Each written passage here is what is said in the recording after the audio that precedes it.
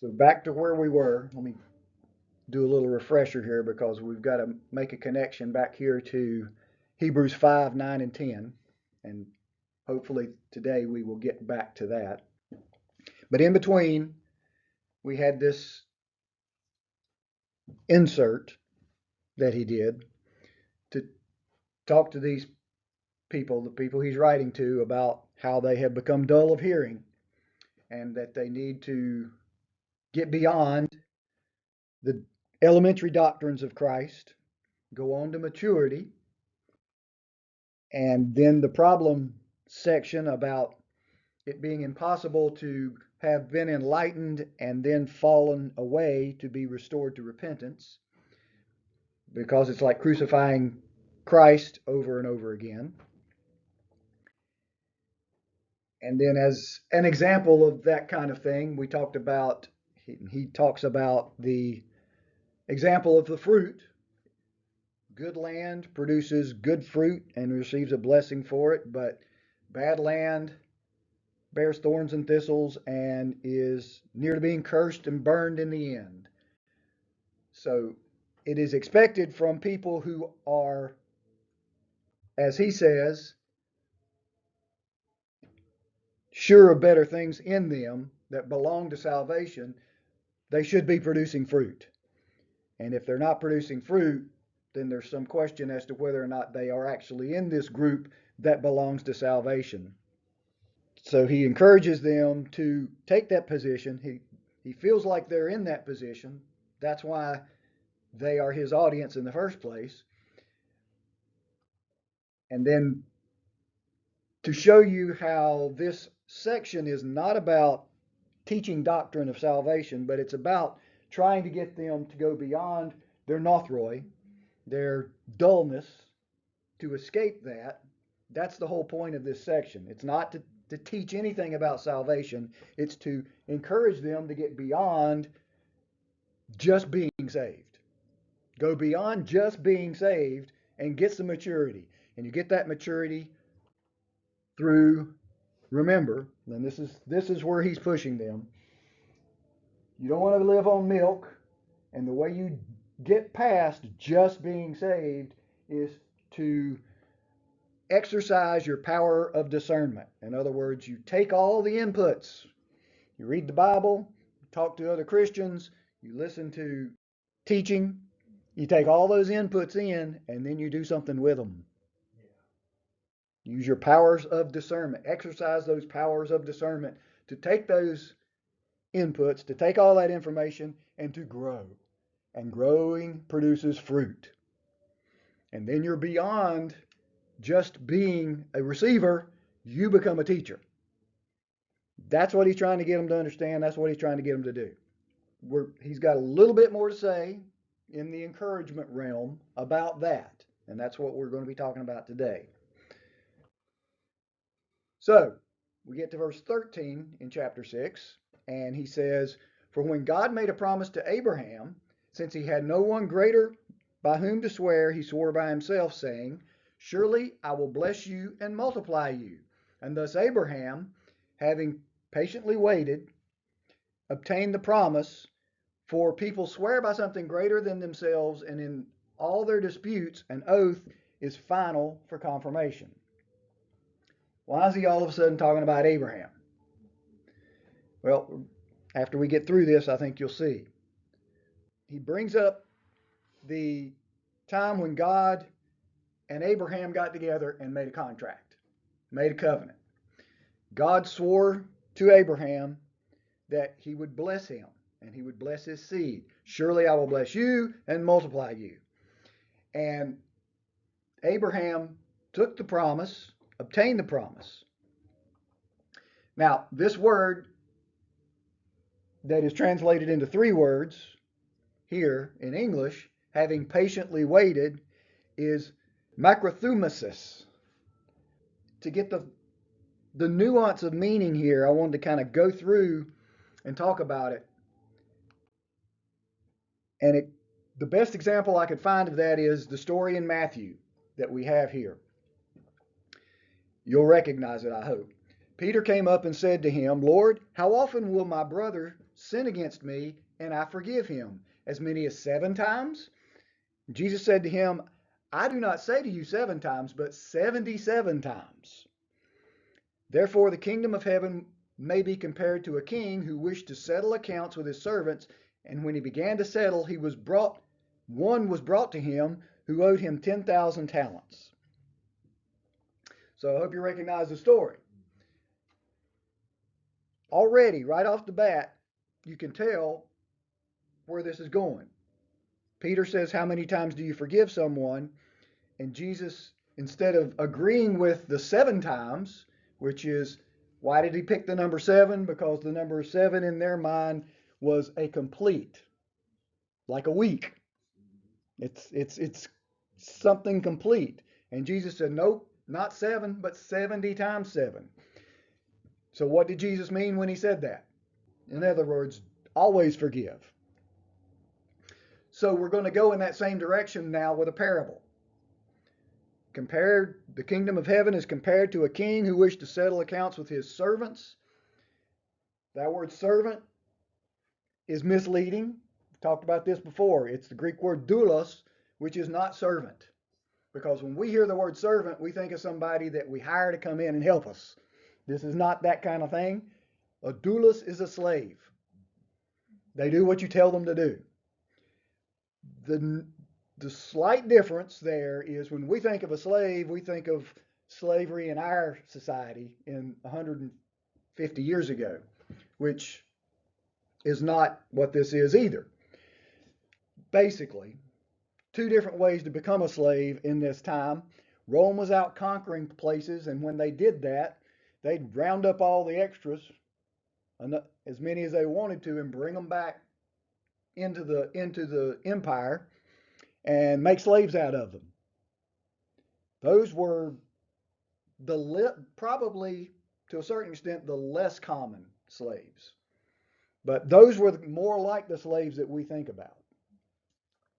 But even those slaves had a way to stop being slaves. So they could, over a period of time, gain their freedom if their master, their overlord, gave them a way out. The kind of slave that we really probably need to be thinking more of, which was pretty common, was what this one is actually talking about. And so the King James Version and some of the older versions, the revised versions, used a word bondservant occasionally. And that's more of what this is.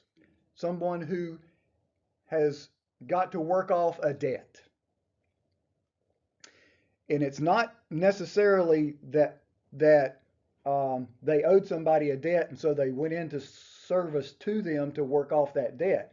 What they did was, you got to the point in your life where you needed something to eat. So you sold yourself into slavery, in essence, because then you would get whatever the contract was for selling yourself into slavery, plus you start getting 3 squares every day. That's the best example of what we're looking at here. Someone sold themselves into slavery. It's not service, it's slavery. But there's a purpose behind it. So, to get into the idea here, he's settling the accounts with his servants. He's going through and figuring out who's paid their debt, who owes still, that kind of thing. And he comes across one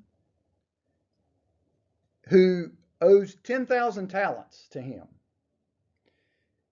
10,000 talents is like 70 times 7, 77, in that it doesn't mean what it says. Because it's virtually impossible that there was a slave who owed their master this number. Because a talent, we're getting ready to come across the word denarii in just a second. And a talent, roughly, because it's something that fluctuates, but generally, a denarii, there's a parable about the workers in a vineyard. And from that parable, we get this idea. The workers in the vineyard, if you remember that when Jesus tells this parable, that a man goes out early and asks, who wants to work in my vineyard today? And some people come in and start working first thing in the morning. And he keeps going out during the day and doing that. And more come in at different times of the day. And he goes out toward the end of the workday and does it again. And some more come in. And at the end of all that, he settles up with them. And he gives the people that came in at the end of the day the same amount as he gives the people that came in at the beginning of the day. And what do? They complain. And the master says to them, the vineyard master says to them, I gave you what we contracted for a day's work, 1 denarii. So from that parable, we get the idea that at this time, a denarii was a day's wage, what a day's work would pay you. A talent is 6,000 of those. And this is, if you can do the math in your head real quick, 10,000 times 6,000, and it is virtually impossible that a servant at this time could owe somebody $6 billion. So why did Jesus say 10,000 talents if it's that big of a number? He's using what we in our day call hyperbole. In essence, he was saying, this guy owes a debt he is never going to be able to pay. Okay? So that's the situation.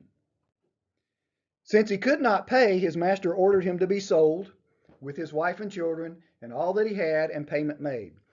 If they sells him, his wife, and his children, is he going to get his money? No. Not even close. Okay? This guy can't pay this debt. So the servant fell on his knees, imploring him, have patience with me. Same word. This is what this word is. Okay? Have patience with me, and I will pay you everything. No, you won't. But he's saying, have patience with me, and I will pay you everything. And out of pity for him, the master of that servant released him and forgave him the debt. But when the same servant went out, after he had had an unpayable debt forgiven, he went out and he found one of his fellow servants, one of his fellow slaves, who owed him 100 denarii. So 100 days' wages, 3 months worth of work. So that's still a big number, but it is something that you could ultimately maybe work off. But seizing him, he began to choke him, saying, pay what you owe. So his fellow servant fell down and pleaded with him again. Same thing again. Have patience with me, and I will pay you. He refused and went and put him in prison until he should pay the debt. And so then Jesus proceeds to say, the end of the parable is that the master finds out about this, and he goes and restores the debt to the guy and does what he said he was going to do. So we have that example. But the point that I'm trying to get to here is, you see what this word means. Have patience with me, and I will pay you. So give me time, wait on me, and I will try to accomplish what I said I would do. They both say the same thing. Both of these servants, both of these slaves say the same thing. Give me time. Have patience with me. Okay, so that's what this word means. We go back to where we were. God made a promise to Abraham, since he had no one greater by whom to swear. He swore by himself, saying, surely I will bless you and multiply you, and thus, having patience, obtained the promise. Abraham, having patience, obtained the promise. Now, so this word means the same thing. In the example we just went through, the slave is asking the master to have patience with him so he can pay his debt. What's going on here? Abraham is having patience with God. So Abraham is waiting for God to, it's a little bit different, but to just use the example we just saw, Abraham is waiting for God to pay his debt. But he has patience with him to pay his debt. He doesn't expect the promise to be obtained right away. And the promise that he was given couldn't have been fulfilled when Abraham was alive anyway, because it was to be about his seed as well as him. But He had patience. He persevered. Now, just to get this locked in, think about what we were talking about for 2 chapters in 3 and 4. Getting to the promise. Get to the point, and then take God's promise for the promise, in essence. All right? We're in that same language again. This word obtained basically means this. Obtained. He obtained the promise. He got the result because he had patience. But it's an interesting word, epitikano, because do you remember what the word sin, hamartia, means specifically? What's the word come from? It was the same word that basically was used for shooting at a target. And what happens when you shoot at the target? You miss. You miss the target. That's what the word sin is. You've got a target and you're missing it. You don't live up to what you're supposed to be living up to. You miss the target. This word is the opposite of that. This is the word for hitting the target. So this word that is translated obtained and means obtained, but it's in the sense of getting the thing, coming to the point that you were intending to come to. It literally means to come across something, to find something. So he found the promise because he hit the mark in having patience. We're talking about obtaining the promise. Why? Because up here in verse 11 and 12, the idea that he was conveying about not being sluggish. We desire each one of you to show the same earnestness, to have the full assurance of hope until the end, so that you may not be dull or sluggish, but imitators of those who through faith and patience do what? Inherit the promise. So we're talking again about Abraham to once again have another example of inheriting the promise. And the only way Abraham could inherit the promise was to do what? To wait patiently, which means he's persevering. He's taking the promise and he's staying with the promise. The promise keeps him going. He doesn't lose hope in the promise. We have here that word, hope. The only reason Abraham made it to the promise was because he waited, because he had what? Hope. This word, we're going to see this word a few times now as we go forward in this book. Specifically, almost all the time in the New Testament, it's elpidos. It's from the word elpis.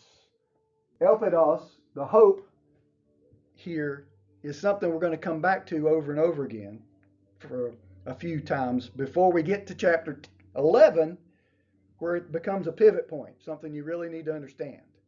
Okay? So the way that you get to the promise is to have patience, and you can only have patience because you have hope. You got that formula? All right. So hang on to that. We're going to need it later. Now, I'm going to start wrapping this up. For people swear by something greater than themselves in all their disputes, an oath is final for confirmation. So he's explaining here what's going on by laying the groundwork here in verse 16. When you swear, what do you swear by? Well, for an example, when you go to a court, assuming they still do this in courts, they ask you to swear that you're going to tell the truth, and what do you swear on? Why do they use that? Because it is considered something greater than yourself. That's the same idea here. You don't swear on something that's unreliable. You swear on something that is considered at least or more reliable, but more reliable than yourself. And that's what he's saying here in verse 16. So when people swear to make the oath more weighty, they always swear on something greater than themselves. So with that said, in verse 17, when God desired to show more convincingly to the heirs of the promise the unchangeable character of his purpose, he guaranteed it with an oath. So when God told Abraham that here's your promise that I will bless you and multiply your seed, he swore it as an oath upon himself. So that by two unchangeable things, in which it is impossible for God to lie, we who have fled for refuge might have strong encouragement to hold fast to the hope set before us. Now, there are two things here that are unchangeable, that are firm and reliable. God made a promise to Abraham. I will bless you and multiply your seed. A promise is something that when you say a promise, the only reason you say a promise is because you're telling the person you're promising that this is going to happen. I'm going to make this happen. That's one thing. And then if you follow that with an oath, you're swearing again. So what he's saying here, the two unchangeable things, since God can't lie, is God made a promise, and then he made a promise that the promise would be kept. So it's a double promise. That's what he's saying. And God couldn't swear on something greater than himself. I swear. And again, here we have the word hope. We who have fled for refuge might have strong encouragement to hold fast to the hope set before us. We who have fled for refuge might have strong encouragement. This strong encouragement word is Paraklesis. Now that word should make something pop into your head, because when Jesus was talking about the Holy Spirit, what did he call him? He said, I'm going to send the Comforter, a Paraclete. And so here we have the same word in a different position, Paraklesis. So we fled to refuge to get comfort. The result of hope is comfort. That's what we're seeing here. And then I changed the word fast, which we don't use anymore that way, to what we would use in this situation, to hold tight. So we have strong encouragement, we have strong comfort to hold tight to the hope that is set before us. This is what he's been telling them all along, and he's just repeating it again. The way you get to the end, the way you get to the promise, is you hold tight to the rope of hope, and that gives you comfort. And given that formula, you can get to the promise. That's what he's telling them. We have this as a sure and steadfast anchor of the soul, a hope that enters into the inner place behind the curtain, where Jesus has gone as a forerunner on our behalf, having become a high priest forever after the order of Melchizedek. All right, we made the circle. We got past the insert, and now we're back to the subject that he was talking about before. That's what chapter 7 is going to be. We're back to that again. What verse 19 literally says is this, so it doesn't have the word hope in it there.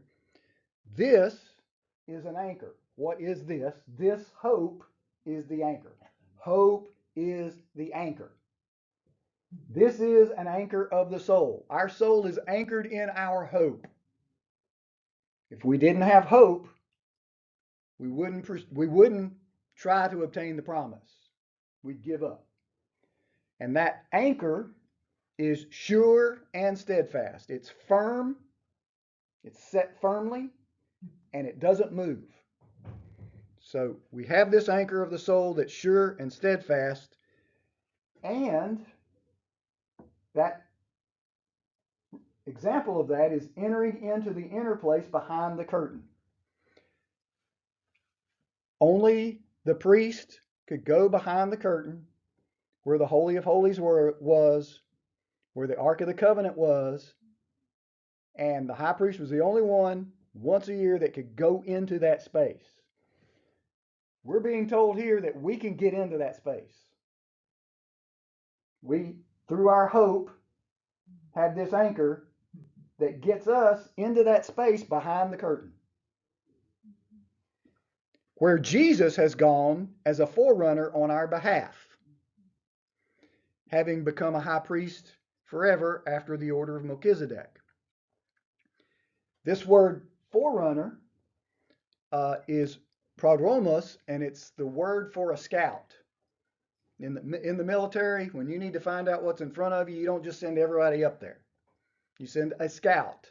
He goes first to find out what's there. That's what Jesus has done. Jesus has gone inside the curtain to the space that we can get into now, and he can tell us, you can come in. So that's the imagery here that he's using. But you've got to endure. You've got to persevere. Patiently wait because you have hope that the promise is true.